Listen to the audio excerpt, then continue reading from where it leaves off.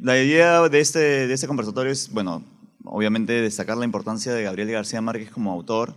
Este es un año especial en que se conmemoran los 90 años de su nacimiento, los 35 años desde que ganó el premio Nobel, y lo que nos convoca hoy sobre todo son los 50 años de 100 años de soledad. Y estoy muy contento porque, bueno, yo siempre trato de contar una anécdota personal. Ese es el primer libro que yo recuerdo haber recibido como regalo cuando tenía 7 años. Creo que no fue el mejor regalo para cuando uno tiene 7 años, pero lo recuerdo perfectamente porque era esa linda edición de Oveja Negra, que antes venían esas ediciones de Oveja Negra, y me lo dio la mamá de un amigo de colegio muy querido hasta ahora, pensando que, bueno, que yo era un niño muy lector desde muy, muy chiquito, pensando que este libro, que era el del autor que había ganado el premio Nobel, podía ser un buen incentivo para la lectura. De hecho, no lo fue, porque apenas empecé a leerlo no entendí absolutamente nada. Pero fue un libro que yo guardé, me acuerdo perfectamente, lo guardé en mi dormitorio, en la mesa de noche que tenía, o cerca de ella, porque dije en algún momento voy a ver si puedo llegar a entender este libro.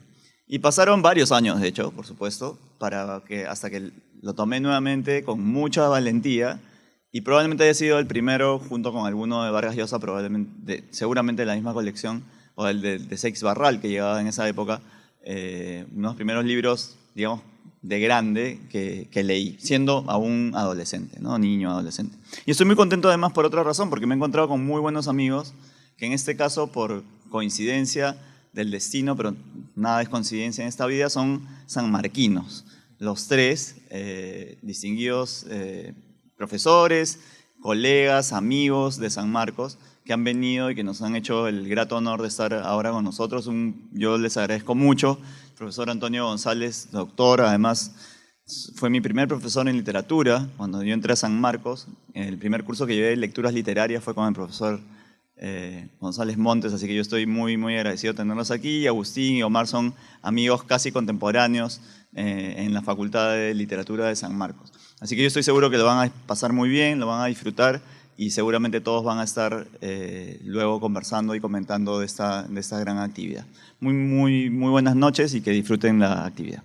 Lo que yo voy a presentarles es cómo se produjo la recepción, cómo se recibió 100 años de soledad antes de que se publicara y también después de su publicación.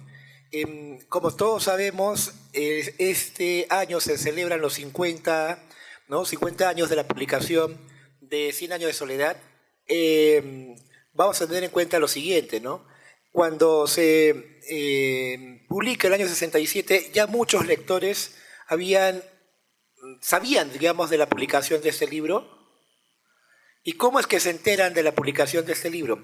Bueno, porque se empieza a publicar en fragmentos en revistas y en periódicos. Es decir, tenemos los antecedentes de 100 años de soledad, o de alguna manera los lectores que conocen previamente. Yo publiqué un artículo sobre estos antecedentes, los primeros lectores de Macondo. Eso se publicó en el suplemento El Dominical hace 10 años, ¿no? Cuando se celebraron los 40 años. Y ahí es un rastreo justamente de en qué revistas y periódicos salieron los fragmentos de esta novela de García Márquez. Una de ellas es la revista Nuevo Mundo del año 66, una revista dirigida por un crítico llamado Emil Rodríguez Monegal, una revista publicada en París, donde ya empezaban a darse, ¿no?, una plataforma para que autores como Julio Cortázar o Vargas Llosa, entre otros, empezaran a editar. Entonces acá aparecen justamente los primeros capítulos de 100 años de soledad. Otra revista es una revista peruana. Es importante que tengamos muy presente la relación de García Márquez con el Perú. Uno podría pensar que hay una distancia, puesto que García Márquez solamente una vez en su vida ha estado en nuestras tierras. Y en el año 67, el mismo año que se publica, hay que recordar que la novela sale justamente para comienzos de junio, pero digamos, en el primer número de la revista Maru, revista dirigida por el gran poeta peruano Emilio Adolfo Westphalen, se publica un fragmento también de 100 años de soledad. Los fragmentos que se van a ir publicando no se repiten, son fragmentos distintos. Acá, por ejemplo, se publica este fragmento muy conocido que es el de Remedios la Bella, cuando sube al cielo, ¿no? Ese famoso pasaje en el cual en la novela ella está tendiendo las sábanas y se eleva al cielo. Parece ser que el contacto con García Márquez pudo venir de José Miguel Oviedo. La revista además se publica con una nota de Oviedo que hablara sobre García Márquez, ¿no? Entonces ya los lectores poco a poco van a ir conociendo sobre esta novela, van interesándose por este mundo que están leyendo. Eco es una revista de Colombia, ¿no? Una revista donde también se publica otros pasajes y, como les digo, ¿no? Va a ir creando expectativas en diferentes partes de América. Y finalmente la novela, como todos recordamos, se publicó en el 67, termina de imprimirse en mayo del 67 y sale a las calles, creo que es el 4 o 5 de junio, y a partir de ahí hasta nuestros días, ¿no? El recorrido de Señor Sea sigue siendo el de la novela seguramente más leída y de hecho la novela más emblemática de nuestra literatura. Entonces hay, lo que podemos decir, los lectores previos de Macondo, ¿no? Nosotros podemos en tal caso afirmar que el público tenía una expectativa porque además sobre esta novela escribieron ya Julio Cortázar antes de que se publicara, Carlos Fuentes, que ya eran figuras importantes, y cuando se publicó la novela, ya en el 67, esta es la primera portada, ¿no? Esta es la portada original que nunca más se volvió a reeditar. Ustedes pueden ver el famoso galeón que está en medio de la selva, Las flores amarillas, ¿no? Una novela editada en la editorial Sudamericana, que es la editorial que también había publicado, entre otros autores, a Julio Cortázar en el 63 con la novela Rayuela. Y la novela, como se decía, se vendió como pan caliente, ¿no? Es una de las primeras novelas, si es que no es la primera, en que llegó a los establecimientos de los supermercados, ¿no? Se da testimonio de ello Tomás Eloy Martínez, que fue un cronista, uno de los primeros cronistas de esta novela, da cuenta de ello. El libro fue exitosísimo. Prácticamente es un fenómeno literario que no se ha vuelto a ver, digamos, tendríamos que buscar tal vez ejemplos más recientes, pero en realidad el éxito de Señor Sea fue impresionante. Tanto es así que García Márquez de la noche a la mañana se convirtió en un autor bastante apreciado, leído, y en la revista Mauta que habíamos mencionado se publicó una crítica de Vargas Llosa, ¿no? Todos sabemos o tenemos una idea de qué trata la novela, así que no voy a dar cuenta, sino más bien de la recepción. Esta historia de la familia Buendía y del pueblo de Macondo empezó a incorporarse en el imaginario de los lectores latinoamericanos para después alcanzar también a otros lectores. Entonces, la novela tuvo una recepción. La revista Amaru, como les decía, publicó después de la edición de este libro un artículo de Vargas Llosa que se tituló El Amadís de América. ¿Por qué? Porque la comparaba con las novelas de caballerías que García Márquez había leído y que la consideraba su novela favorita, El Amadís de Gaula. Vargas Llosa también es un lector de novelas de caballerías, pero a Vargas Llosa le gusta mucho Tirante el Blanco, ¿no?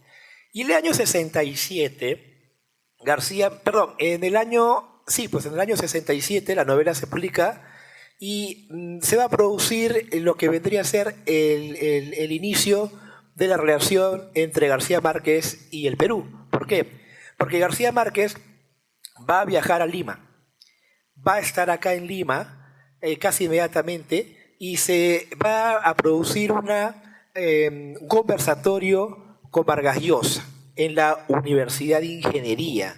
Ese conversatorio fue publicado por la editorial Millabatres casi inmediatamente en el año 68 con el título de Diálogo de la novela. Afortunadamente se han realizado las respectivas reimpresiones del libro, pero ahí podemos ver justamente que en el diálogo entre Vargas Llosa y García Márquez hablan sobre la problemática de la novela actual, hablan sobre los escritores, hablan sobre Borges, hablan sobre su vida como autores profesionales, como escritores que empiezan a ser escritores profesionales. Es un diálogo muy rico para conocer justamente las perspectivas de esos autores. Y, obviamente, la novela empezó a ganar lectores y críticos. Y el primer libro importante sobre García Márquez y sobre esa novela lo escribió Vargas Llosa. Este libro, Historia de un deicidio, ¿no? Es un libro que es la tesis doctoral de Vargas Llosa que realizó en Madrid, ¿no? Una tesis que obviamente se publica en la editorial Barral Editores, ¿no? Porque Seix Barral tuvo un problema hacia el final de los 60. Carlos Barral, el famoso editor, abre una nueva línea, ¿no? un nuevo sello que se llama Barral, y lo inaugura de alguna manera en la parte del ensayo con este libro, y lo inaugura en la parte de la ficción con Un mundo para Julius. Entonces, aquí Vargas Llosa desarrolla sus ideas sobre Cien años de soledad y sobre la obra de García Márquez. ¿Qué dice sobre Cien años de soledad? Bueno, la define como una novela total. ¿Y qué es una novela total para Vargas Llosa? ¿Por qué 100 años de soledad es una novela total? Bueno, se le considera como una novela total porque es una suma de diferentes historias, donde lo realista con lo no real, lo que podemos definir como el realismo mágico, convergen. Y porque también hay un mundo que se crea, que se puebla, que se desarrolla y que muere. Entonces, esa multiplicidad de lecturas, de personajes, es lo que le dan esa idea de la totalidad, que además, dicho sea de paso, siempre ha sido una ambición de Vargas Llosa, ¿no? La de alcanzar o aspirar a la novela total. Y muchos piensan que Vargas Llosa no alcanzó esa novela total por un aspecto, ¿no? Porque, digamos, en sus novelas más ambiciosas, el elemento irreal no está presente. En cambio, en García Márquez sí están ambos, ¿no? Tenemos las famosas guerras civiles, ¿no? Encabezadas por el coronel Aurelio Buendía. Tenemos, obviamente, la instalación de estas extractoras del plátano, ¿no? Las compañías graneras, la huelga, pero también tenemos elementos, ¿no? Que son parte de lo fantástico, del ritmo mágico, como la peste del olvido, la peste del insomnio. Es decir, ese personaje de Melquiades, el gitano, que obviamente es capaz de retornar de la muerte por su propia voluntad. Entonces, el libro tuvo 2 ediciones y después Vargas Llosa no lo volvió a editar hasta que se han publicado las obras completas en Círculo de Lectores. Entonces, esa idea de que Vargas Llosa ha impedido que se reedite no es cierto. Tal vez en su momento, en los años 70, sí, pero el libro se ha vuelto a reeditar, lo pueden encontrar en el Círculo de Lectores. Y es un libro de referencia obligatoria para quien estudia a García Márquez, y lo interesante es que es un libro que puede ser leído por un estudioso de las letras como por una persona que no tenga mucha formación. Eso tal vez es uno de los aspectos que hay que resaltar en la crítica que escribe Vargas Llosa. Y después ya han venido otro tipo de libros, ¿no? Libros ya de crítica un poquito más especializadas. Menciono algunos: Josefina Ludmer, una estudiosa uruguaya, autora de ensayos sobre Onetti, ¿no? Es un libro muy importante, también en los años 70, para tener una referencia justamente a la recepción. Libros, tesis, el de Vargas Llosa que ya hemos mencionado, que es tan emblemático. Y así vamos a ir encontrando pues una diversidad, y no solamente en castellano, también hay una bibliografía muy importante en otras lenguas. Por ejemplo, es el libro de un crítico norteamericano, Michael Palencia Roth. Es un texto que se publicó en la editorial Gredos, una de las editoriales más importantes y de mayor rigurosidad. Y es el único libro en Gredos, hasta donde yo conozco, sobre García Márquez. Y Palencia Roth es un libro del año 83. Y Palencia Roth señala que él estaría continuando lo que Vargas Llosa había dejado en el tintero, porque claro, Vargas Llosa se queda hasta Cien años de soledad y algunos cuentos más, pero él ya avanza con El otoño del patriarca, Crónica de una muerte anunciada y los otros cuentos, ¿no? Y acá, bueno, vamos a ver las famosas biografías de García Márquez. De hecho, esta es la más emblemática de todas, preparada por un crítico inglés estudioso de la literatura latinoamericana, un gran estudioso de Asturias, Gerald Martin, que esperemos obviamente tenerlo muy pronto, porque ha estado en Perú en muchas ocasiones, incluso ha estado en el High Festival de Arequipa. Es una biografía que le mandó muchísimos años, y como sabemos, Gerald Martin está escribiendo la biografía sobre García Márquez. Y acá es una estudiosa, Mercedes López Varal. Este es un libro muy valioso porque es una gran síntesis de los textos anteriores, ¿no? ella lo ve a través del mito, por ejemplo. Entonces, tenemos, digamos, muchos críticos. Marcelo López Brana, además, es una estudiosa de los dibujos de Guamampoma de Ayala, y ha estudiado muy bien a García Márquez. Además, es profesora honoraria de la Universidad de San Marcos, una de las grandes académicas puertorriqueñas. Y bueno, esta es una biografía escrita en inglés por Stephen Hart, gran estudioso de Vallejo, como muy bien lo sabe Antonio, ¿no? Y esta biografía, además, se preparó en una editorial peruana, circula acá, la pueden encontrar en la Feria del Libro, en las librerías, y además fue traducido también por una peruana, por Nadia Estañaro. Entonces, como podemos ver, ¿no?, tenemos una vinculación justamente entre García Márquez, los estudiosos de García Márquez y el Perú, ¿no? Es una biografía mucho más sintética que la de Gerald Martin, pero que va usando algunos datos muy interesantes, ¿no? Entonces, por ejemplo, los que son escolares, yo creo que esa es una biografía por la cual pueden entrar. Pero tenemos a García Márquez de diversas maneras. Ya para ir un poco cerrando, me gustaría comentar solamente este último texto, que es la biografía de Gabo en cómic. Entonces, es otra manera también de acercarnos a García Márquez, ya tal vez no con ese tipo de textos que seguramente tienen su densidad, ¿no?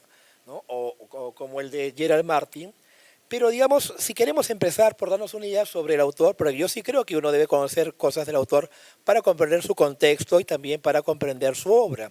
Yo creo que esta es una buena oportunidad. Hay una edición también peruana de este texto que nos permite conocer a García Márquez, ¿no?, cuya vida es también un mito, como la que él nos ha legado con su más famosa novela, Cien años de soledad. Muchas gracias.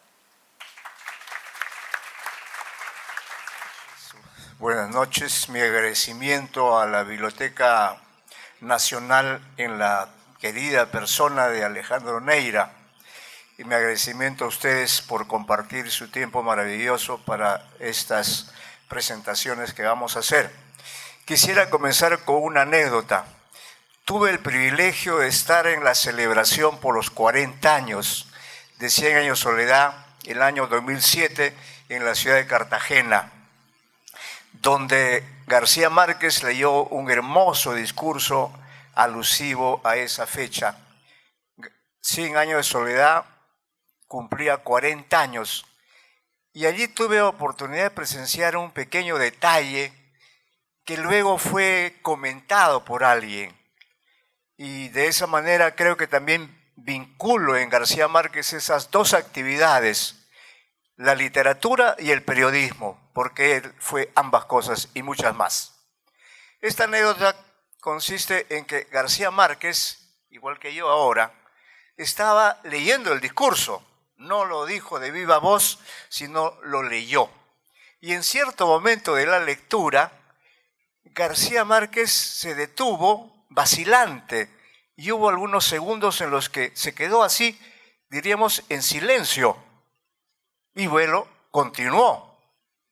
Pero este pequeño detalle fue captado por un extraordinario periodista colombiano, Daniel Pisano Samper. Y un día, 2 días después, estando yo en Cartagena, adquirí un periódico y él había publicado una hermosa nota comentando ese breve detalle del silencio de García Márquez.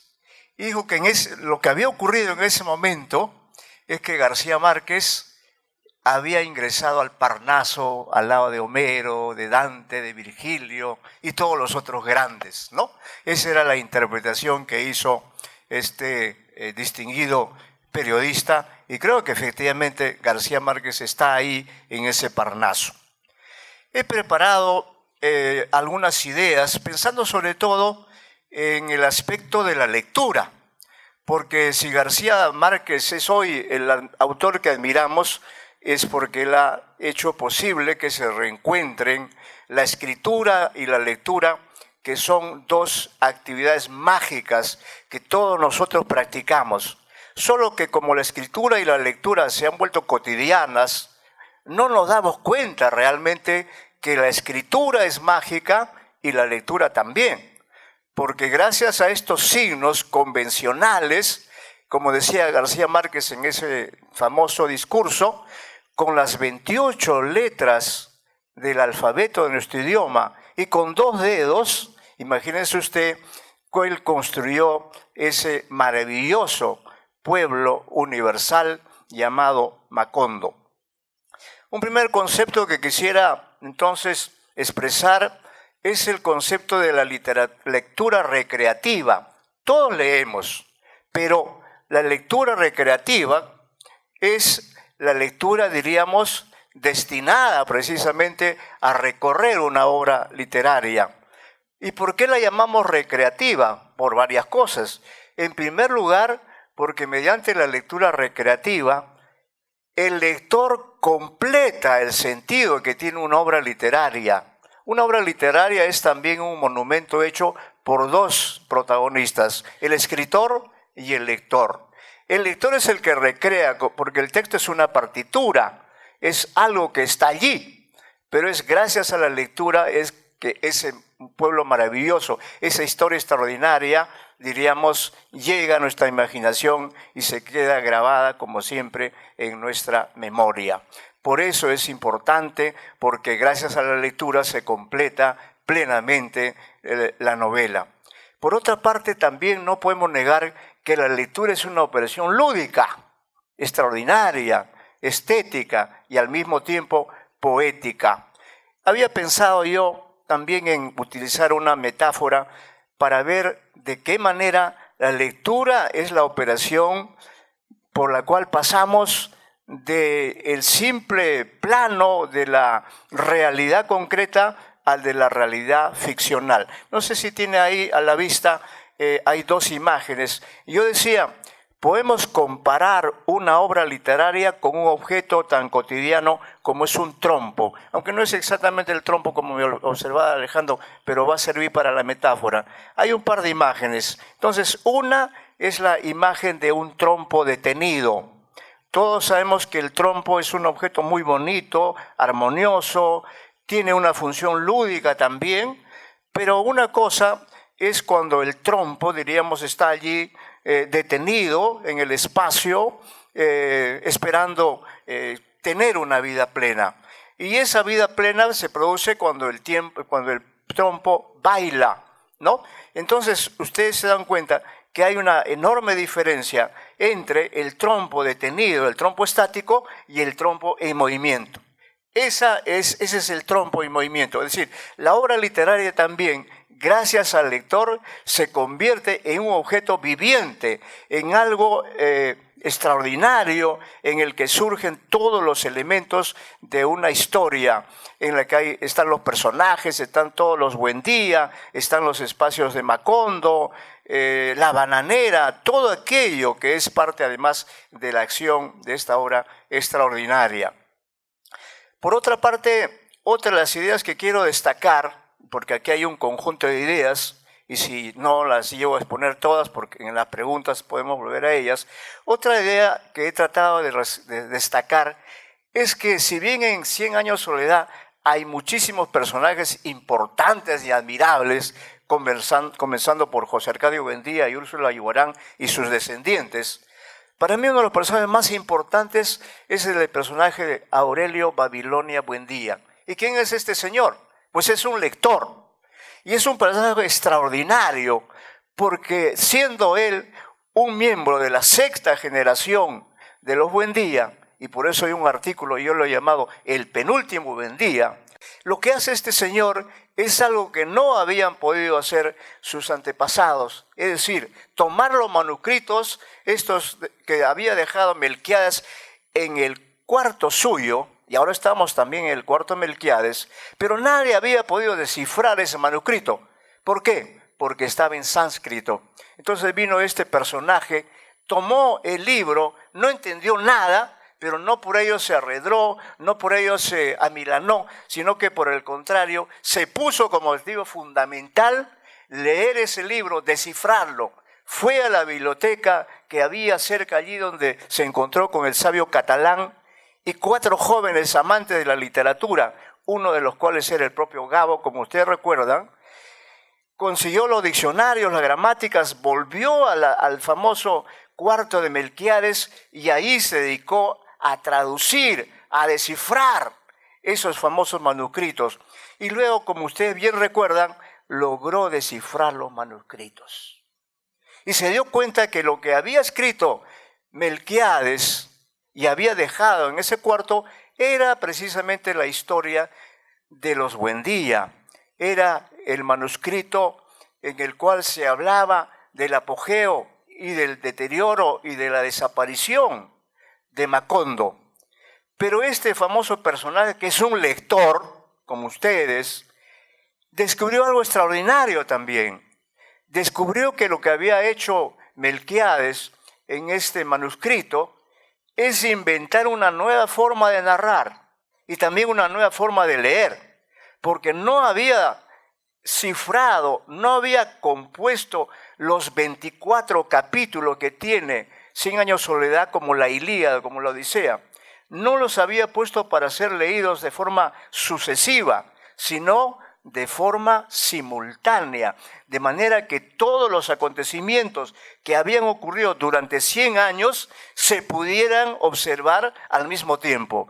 Eso descubrió este célebre personaje y de pronto se dio cuenta que en esa historia simultánea estaba metido él. Se dio cuenta que él también había sido anunciado por Melquíades. Y entonces, como ustedes recuerdan, siguió viendo las hojas y llegó hasta el momento en que era concebido. Y luego fue avanzando y de pronto se dio cuenta que también el manuscrito decía que él iba a leer, que él iba a descifrar los manuscritos. Y entonces vino un momento extraordinario en que él estaba leyendo lo que vivía y vivía lo que estaba leyendo. Entonces, yo creo que ahí está también lo revolucionario de 100 años de soledad. Y por eso creo que debemos incentivar su lectura, porque realmente 100 años de soledad es una de esas obras extraordinarias que ha creado en estos 50 años, ha creado millones de lectores. Por eso digo que en esta noche no estamos celebrando los 100 años de soledad únicamente, sino los 150 años de soledad. ¿Por qué? Porque son los 100 años que están en la novela, pero a eso agréguenlo los 50 años en que millones de personas han leído esta obra en todo el mundo, no solo en el idioma español, sino en todos los otros idiomas donde se ha traducido. Y todo eso que ha generado una enorme producción de conocimientos de todo tipo acerca de lo maravillosa que es esta historia de Macondo. Y ahí lo he puesto como ejemplo mi querido Agustín Prado, con el cual hicimos un célebre congreso el año 2007, y él lo ha señalado. El caso de Mario Vargas Llosa, que se entusiasmó tanto con la lectura de 100 años de soledad, que dedicó su tiempo maravilloso a crear ese libro que Agustín ha comentado. Entonces, ahí creo que está el valor extraordinario que tiene esta novela, que ha sido capaz de generar esta enorme trascendencia, esta enorme repercusión.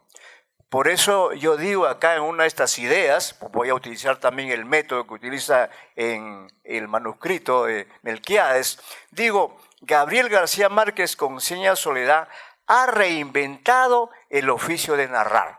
El oficio de narrar es uno de los oficios más antiguos del mundo, ¿no? Él ha revolucionado ese arte. En el siglo XX, él nos demostró que había una nueva forma de narrar. Que era un arte conquistar a los lectores. Eso es lo que él ha hecho. Y lo dijo en Cartagena en esa oportunidad, cuando señaló que si se reuniera a todas las personas, y ahí estarían ustedes también, si se reuniera a todas las personas que han leído 100 años de soledad, pues seríamos uno de los países más poblados del mundo. Ojo, ¿no? Porque realmente 100 años de soledad ha sido leído por millones de personas. Y con ello también nos ha hecho un favor extraordinario a todos los que hablamos el español. Es decir, ha potenciado al máximo la perfección de nuestro idioma. Y con ello ha elevado nuestra conciencia lingüística y literaria, que no es poca cosa. Me despido con esta pregunta. ¿Por qué leer 100 años de soledad? Por 3 razones. Primero, porque es una novela rica en contenido, rica en historias, varias historias. Me hace recordar las muñecas rusas que tienen dentro una tras otra. Luego, también porque es perfecta en su estilo, porque la prosa que ha diseñado él allí es una cosa que para disfrutar, como ustedes saben. Y también por el modo de contar, la estructura, porque efectivamente la estructura de 100 años de soledad es totalmente cíclica. Recuerden que la primera frase, que es tan famosa como la del Quijote, dice: muchos años después, frente al pelotón de fusilamiento, el coronel Aureliano Buendía. Bueno, esa es la primera frase de 100 años, pero cronológicamente no es la primera. Y eso se retoma más adelante, cuando se vuelve a repetir esa frase, pero lo que sigue no es la muerte de Aureliano Buendía, sino lo que sigue es la liberación de Aureliano Buendía y el desarrollo de toda la historia que viene detrás de eso. Entonces, por todas esas y otras razones, pues, 100 años de soledad es una obra que permanece requiere de un permanente homenaje. Y ese homenaje es la lectura que todos debemos realizar. Muchas gracias. De presentarles este libro, esta publicación que se hizo originalmente en Colombia y que aquí en Perú, como sede anexa a todo el grupo Penguin Random House en Hispanoamérica, decidimos optarlo porque hay muchos paralelos y que se lo voy a mostrar aquí en esta publicación con respecto a Colombia con Perú, ¿no? Somos países hermanos y esta obra prácticamente la hemos acogido, no solamente la obra, esta novela, sino la obra en general y incluso el autor, ¿no? Son como dos baluartes dentro de la literatura latinoamericana, así nos ven en España, Vargas Llosa y García Márquez, incluso nuestros catálogos siempre son los dos autores que colocamos en el inicio, ¿no? Nosotros le decimos los pilares de nuestro catálogo. Y antes de empezar, una sola anécdota, Penguin Random House, grupo editorial, es uno de los grupos más grandes a nivel mundial, en Hispanoamérica también se ha desarrollado. Nosotros compramos el grupo Alfaguara, el libro que lo voy a presentar, que está publicado en este sello, y también hace más de 10 años compró el sello Sudamericana, y aquí viene la anécdota. Como ya lo mencionó Agustín, en el año 67, García Márquez publica el texto íntegro a través del sello Sudamericana, para publicar este libro, García Márquez, como cualquier autor que pasa por Random o Penguin Random House, tiene que firmar un contrato. Este contrato se mantiene aún como encuadrado, está en el tercer piso del edificio de Sudamericana, en el barrio de San Telmo, en Buenos Aires, que claro, ahora se llama Penguin Random House, pero si uno camina por San Telmo y le dice, ¿alguien sabe dónde están las oficinas de Penguin Random House? Nadie conoce. Pero si le dices, ¿dónde está la editorial Sudamericana, que es muy clásica en Argentina? Dice, aquí está, en la calle tal. Y ahí uno entra a este edificio y en el tercer piso, en la oficina de la gerencia, está encuadrado ya este contrato, que es prácticamente parte de la historia de Sudamericana y también ahora de Penguin Random House. Grupo en el que se ha publicado esta obra, que como le digo, fue original en Colombia, y que nosotros hicimos una impresión aquí local, con ICBN peruano. Expedición Macondo, de Irene Vasco y Rafael Yocten. Ambos autores tuvimos la suerte de tenerlos presentes en la Feria Internacional del Libro del año pasado. Fueron autores invitados, vinieron a presentar justo este libro. Y el libro ha quedado ahí y está en las librerías y pueden buscarlo. Y aquí yo se los voy a presentar. Bueno, Irene Vasco es una escritora y promotora cultural y de la lectura en Colombia, y también lleva la gerencia de una librería infantil en Bogotá, y ella siempre estuvo involucrada con la obra de García Márquez, especialmente con 100 años de soledad, y se le ocurrió la gran idea de hacer una publicación que sea una introducción para los niños, porque este libro está pensado a partir de niños de 10 años hacia adelante, o sea, a partir de quinto de primaria y todo lo que involucra la secundaria. Y uno de los mensajes claros es, lean de una vez 100 años de soledad y lean a García Márquez, y más aún siendo colombianos.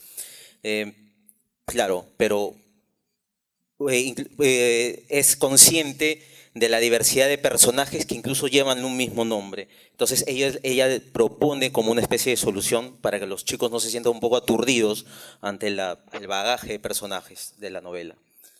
Y Rafael Yocten, que la gran sorpresa para nosotros fue que él es peruano, pero él ya radica a partir de los años 80, se fue muy joven, muy niño, a Bogotá, y él se especializó en temas de ilustración y es el que ha volcado todo su arte junto con el texto y la metodología que practica aquí Irene Vasco, ambos autores de este libro.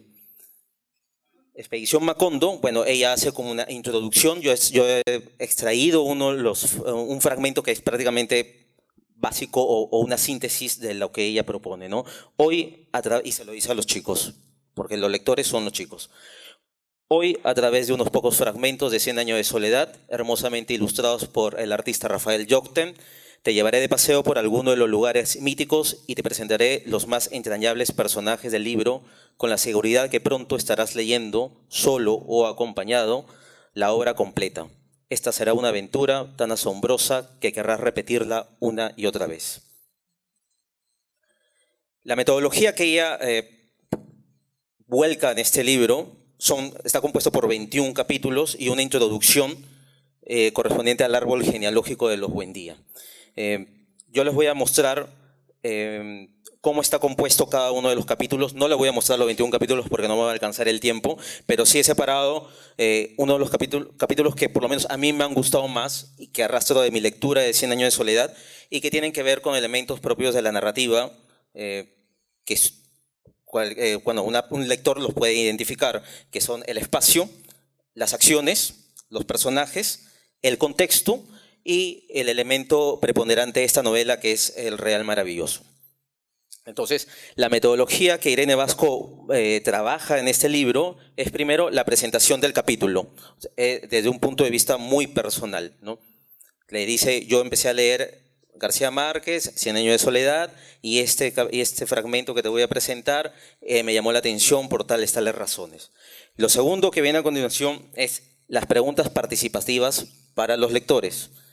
A partir del fragmento que van a leer, que está en el capítulo, porque está en la parte final de cada página, estas preguntas participativas, la misma autora les propone que los trabajen con lápiz y papel aparte, ¿no? Incluso hasta con colores, porque les incentiva a que no solo escriban y vuelquen su creatividad, sino también a que lo dibujen, así como Rafael ha hecho en el libro. Y estas preguntas tienen que ver con el tema personal de cada lector, de cada niño, y el entorno que ha desarrollado, que tiene cada lector, con relación al texto. Esta es la introducción del libro, previo a los 21 capítulos, el árbol genealógico de los Buendía.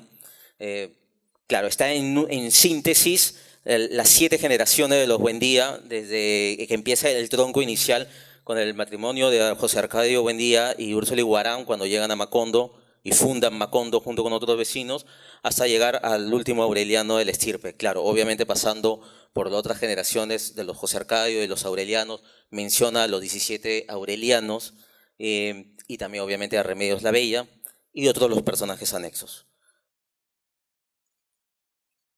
Capítulo 1, la fundación de Macondo.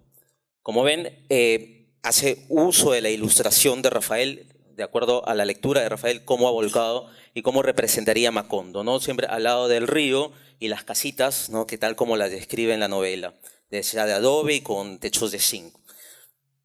El texto introductorio de la autora, que no lo he puesto en el PPT, pero se los leo rápidamente. Ella dice así, ¿no? La primera vez que leí 100 años de soledad, yo acababa de cumplir 15 años. El libro había sido publicado algunos meses atrás. Mis padres me lo dieron de regalo de Navidad y lo devoré durante las vacaciones en Tolú, que por entonces era un pequeño poblado de pescadores. Mis primos me molestaban porque en vez de jugar yo solo quería leer. Pero es que Macondo, donde se desarrolla la vida de la familia Buendía, era igual a Tolú y a sus personajes. Desde entonces, mi Macondo queda en Tolú. Cada uno de nosotros encuentra su propio Macondo desde que García Márquez nos describió el suyo. Esa es la hoja siguiente del correspondiente al capítulo 1. Y claro, el primer fragmento es lo que yo les acabo de leer. La segunda parte que está en colores y que yo le he volcado en color rojo, que es las preguntas que les introduce a los chicos previo a la lectura del fragmento que ella ha escogido de la Fundación de Macondo, que es prácticamente no es que vuelque toda una página de la novela, sino un fragmento que ella ha considerado que es básico, ¿no? Para que los chicos puedan entenderlo. Un fragmento que dice así: Macondo era entonces una aldea de 20 casas de barro y caña brava, construidas a orillas de un río de aguas diáfanas que se precipitaban por un lecho de piedras pulidas, blancas y enormes como huevos prehistóricos. El mundo era tan reciente que muchas cosas, carecían de nombre, y para mencionarlas había que señalarlas con el dedo. Una vez que el niño lee este fragmento, ella incentiva a que, con lápiz y papel aparte, desarrollen su creatividad, ¿no? Y les propone estas preguntas. ¿Te gustaría fundar tu propia ciudad? ¿Qué nombre le pondrías? ¿Dónde te gustaría que estuviera? ¿En las montañas, cerca al mar, a la orilla de un río? No lo olvides, es indispensable que haya agua fresca. Un buen fundador debe pensar en cómo se van a alimentar los pobladores, con qué material se construirán las viviendas, qué seguridad tendrá su nueva ciudad y muchos otros detalles. En una hoja en blanco dibuja un plano de tu poblado y un mapa del lugar donde la fundarías. Eso es con respecto al tema del espacio. Paso rápidamente al tema de las acciones. Claro, para desarrollar una novela, los personajes tienen que desarrollar acciones. Y el segundo capítulo que ella toma es La liberación de los pájaros, realizado por José Arcadio, ¿no? Una vez que el niño leyó el fragmento de La liberación de los pájaros, ella les dice las siguientes preguntas. ¿Cuál crees que fue el motivo que originó la liberación de los pájaros? Como ves, José Arcadio Buendía gobernaba tan bien que no tenía dificultades para convencer a sus amigos de que sus ideas eran buenas para todos. Si pudieras organizar la vida en tu ciudad o en tu pueblo, ¿qué medidas tomarías para que todos los habitantes vivieran mejor? ¿Piensas que todos aceptarían tus ideas? ¿Qué harías para convencerlos? En cuanto al tema de los personajes, claro, hay toda una gama de personajes. Yo he cogido dos ejemplos. El de los hermanos Buendía, de la primera generación, José Arcadio hijo y Aureliano, que se convierte en el coronel, ¿no? Una vez que los ha presentado y indica a los chicos que tienen que leer el fragmento, les propone crear sus propios personajes. Lo hace con los hermanos Buendía y también lo hace con Melquiades el Gitano. Y bueno, y siempre acompañando con las ilustraciones de Rafael, que apoyan mucho a la creatividad de los chicos. Perdón. Oh. Bueno, se ha reducido un poco la presentación. Bueno, porque había una parte que era el contexto, que era la guerra de los bananos, no está aquí. Les menciona lo producido en la época que se ubica la novela, y una de las preguntas claves para los chicos es pregúntale a tus adultos qué conflictos sociales o históricos han vivido o tienen recuerdo, ¿no? En el caso de Colombia, sabemos que tuvieron un conflicto de violencia interna, no solo con la FARC, sino con el narcotráfico, y que los chicos actualmente, bueno, aunque la semana pasada hubo un atentado dentro de la ciudad de Bogotá, y les sirve de referencia como estos símbolos de violencia, ¿no? Que es lo que trata de representar García Márquez dentro de la novela con respecto a las guerras. Para el caso de los autores peruanos, muchos de los profesores que se acercaron a esta publicación trataron de enfocarlo con lo que se vivió aquí en los años 80 y 90, ¿no? Que muchos alumnos o lectores de las nuevas generaciones ya no lo vivieron, pero que siempre es bueno recordarlo y que también lo trabajen a modo de la metodología que desarrolla la autora. Y bueno, no está tampoco la parte del Real Maravilloso. Había seleccionado el capítulo correspondiente al ascenso de Remedios la Bella. Bueno, se los muestro. Es el fragmento justo cuando están tendiendo las sábanas, ¿no? Y como Úrsula es testigo de la ascensión de Remedios la Bella y les pregunta la autora cómo podrían crear un personaje que tuviera esa misma voluntad o esa ascendencia, y hacia dónde se dirigiría y dónde viviría y hacia dónde lo ubicarían, ¿no? Después de este hecho magnífico. Y por último, como toda obra, el autor también utiliza unos términos que para algunos alumnos o lectores bastante jóvenes les puede resultar un poco confusos. Ella propone un glosario en la parte final. Son en realidad no muy amplios, son 21 términos, algunos que son regionalistas con respecto a Colombia. y después, y esto es como un libro guía bastante interactivo y les produce mucha creatividad a los lectores y obviamente también a los profesores para que puedan trabajarlo juntamente con sus alumnos. Esa vendría a ser la presentación. Muchas gracias. La pregunta viene de Laura. ¿Por qué lugares como Macondo aún siguen vigente? Bueno, aprovecharé también para decir que Macondo no es Macondo. Con esto quiero decir que García Márquez, como otros grandes escritores, creó un pueblo original, un pueblo único, basándose sin duda en un pueblo real que es Aracataca, pero como le agregó un elemento añadido, un elemento mágico, entonces ese Macondo ya es otra realidad, pertenece al plano de lo permanente. Alguien nos contó una anécdota. Una vez había venido al Perú un científico de algún otro país con un objetivo de averiguar dónde estaba la comunidad de Rumi. La buscó por todo el Perú y no la encontró. Y su conclusión dijo, no, la comunidad de Rumi no existe. Claro que no existe, pero sí existe en el plano de la literatura. Esa creación maravillosa. Yo comparo en ciertos aspectos a García Márquez con nuestro gran Ciro Alegría, porque Ciro Alegría es también otro de los grandes que creó un pueblo maravilloso que es Rumi, que está hecho con los elementos de la realidad, pero la literatura transforma, y eso lo saben ustedes perfectamente. Muchas gracias. Pues bien, acá tenemos una segunda. Víctor nos pregunta, ¿es verdad que 100 años de soledad es después de Quijote de la Mancha la obra cumbre en español?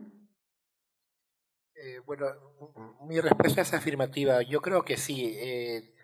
Y la importancia de 100 años de soledad, y al ser comparada con el Quijote, es por los lectores que ha ido ganando. El Quijote es un libro que cuando se publicó la primera y la segunda parte, 1605-1615, inmediatamente fue un libro exitoso. Es cierto, el Quijote no se leyó como el libro que es el día de hoy, se leyó como un libro de humor, pero el Quijote nunca ha sido un libro que ha tenido eclipses en su recorrido. Cambiaron las formas de leer, como es hasta el día de hoy. Y lo mismo ha pasado con Cien años de soledad. En estos 150 años, recojo lo que ha dicho Antonio, y estoy totalmente de acuerdo con él, Cien años de soledad tampoco ha tenido eclipses, ¿no? Vamos a encontrar que ganamos más lectores, se siguen estudiando esta novela, se sigue traduciendo esta novela, y la prueba mayor es esta noche. Estamos acá reunidos por Cien años de soledad. ¿Y por qué se le compara con el Quijote? Porque obviamente es un libro en el cual los personajes han quedado en nuestra cabeza, así como Sancho, Quijote, Rocinante, Dulcinea. Tenemos a José Arcadio Buendía, a Úrsula Guarán, al gitano Melquiades, las acciones. Entonces, definitivamente es nuestro Quijote, es nuestro Quijote, ¿no? Bien. No, y solamente para añadir que en el año 2014, cuando fallece García Márquez, realmente yo vi que con la explosión de las redes, no solo todas, tanto las personas comunes y corrientes como los especialistas, todos lamentaban la muerte de García Márquez, y por ahí salió una noticia en España que decía, ha muerto el Cervantes de Latinoamérica. Sí.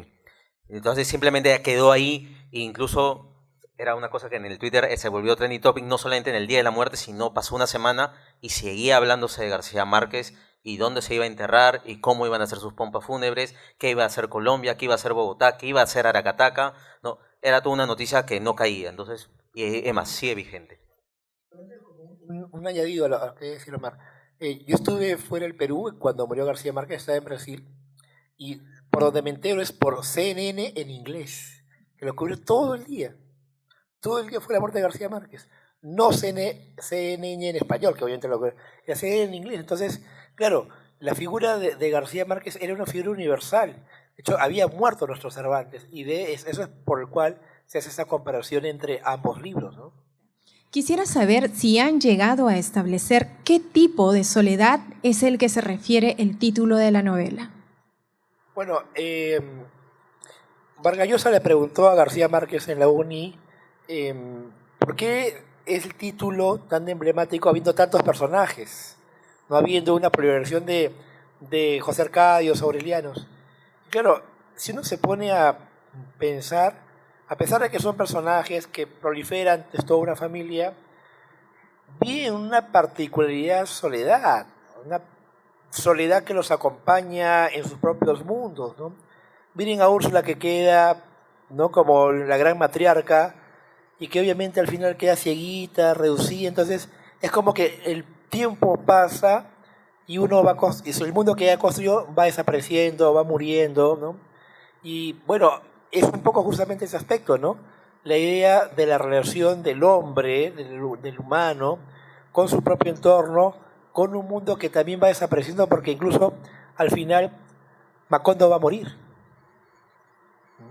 Entonces, es esa capacidad que ha tenido García Márquez de involucrarnos con los personajes que están rodeados, que tienen el propio mundo que han construido y también con el propio mundo que van desapareciendo. Porque Macondo empieza como una aldea, ¿no?, huevos prehistóricos que menciona, va creciendo, se va transformando y después va decayendo, ¿no? Entonces es el paso de la vida en el cual también la soledad nos acompaña, forma parte de nosotros. Y también algo que me interesa mucho a García Márquez, la soledad del poder. ¿Qué representa la portada del referido libro Expedición Macondo? ¿Por qué la presencia del acordeón? No se aprecia muy bien, pero sí, claro, es la zona costeña de abundante vegetación, pero en realidad la ilustración de Rafael es así, es el tren amarillo, ¿no?, que se menciona en uno de los capítulos que uno de los Aureliano regresa a Macondo con la promesa de traer la modernidad y lo que trae es el tren, donde comienza a haber todo un intercambio comercial, ¿no?, el crecimiento y desarrollo de Macondo, ¿no?, que actualmente, bueno, yo he tenido la suerte de ir a Santa Marta y existe un tren amarillo que es la conexión Santa Marta-Aracataca. Y claro, y es el tren que lo inauguró el mismo García Márquez, que fue muy anciano, fue acompañado de su esposa Mercedes, ¿no?, y que es amarillo. Entonces es como un emblema, botando el humo y entrándose a la zona de La Guajira, que es la zona real donde está ubicado Aracataca, que muchos lo asumen como Macondo, ¿no? Y hay una mención también con respecto a una de las primeras preguntas, ¿por qué Macondo es es vigente? Bueno, lo dijo el profesor, Macondo es una ciudad imaginaria, pero cuando yo estuve en esa zona de Colombia, yo tenía la intención de ir a Aracataca, pero me dijeron los mismos colombianos, pero no vas a encontrar nada fuera de lo común, es lo mismo, ¿no? Ándate más bien a la zona de la costa de la Santa Marta y en los pobladitos cambia el mar por el río, es lo mismo.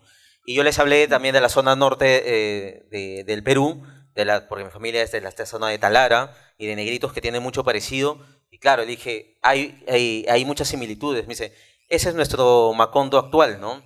Claro, él recreó a su manera, en su tiempo, ese Macondo, y nosotros vivimos nuestro Macondo en nuestra vida cotidiana, sea acá o donde tú me dices, el colombiano me decía donde tú me dices que es la zona norte de Perú, o también podría ser en la zona de la sierra, que lo menciona el profesor con respecto a la obra de Ercido Alegría.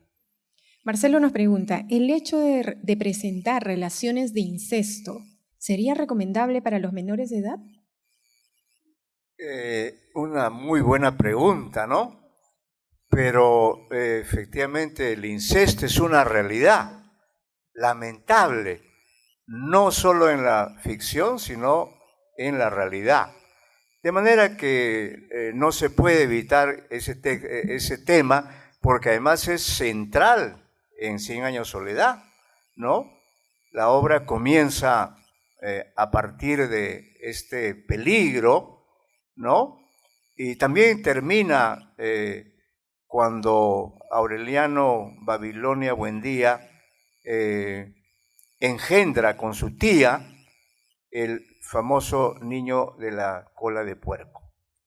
Pero ese es un tema antiguo, está en los griegos, está en Sófocles, y si pensamos un poco y pensamos en la pareja original, ¿no?, también está allí. porque la humanidad comenzó, según la Biblia nos dice, con una pareja. ¿No? No había forma. Bueno, creo que es un tema importante. El asunto es que García Márquez le da un tratamiento muy original, ¿no? Y ahí está, creo, el valor. No hay temas malos, el asunto es cuál es el tratamiento que le da. Y creo que en esta obra, en 100 años de soledad, pues ese tema, junto con otros temas importantes, como el de la soledad, como preguntaba alguien. Recordemos que en 100 años de soledad influye también la obra de Octavio Paz, El laberinto de la soledad. Pero diríamos, tiene un doble sentido, es decir, la soledad es algo propio de la condición humana. Todos sentimos la soledad, pero también creo que tiene un sentido histórico. Lamentablemente nosotros, los latinoamericanos, sentimos esa soledad porque no sabemos dialogar. Nos matamos entre hermanos, en los países, en las regiones, lo hemos vivido, en Colombia, en el Perú. Entonces ahí hay una crítica a esas guerras infraternas, esas 32 guerras que perdió el coronel Aureliano Buendía, las guerras que no llevaron a ninguna parte, ¿no?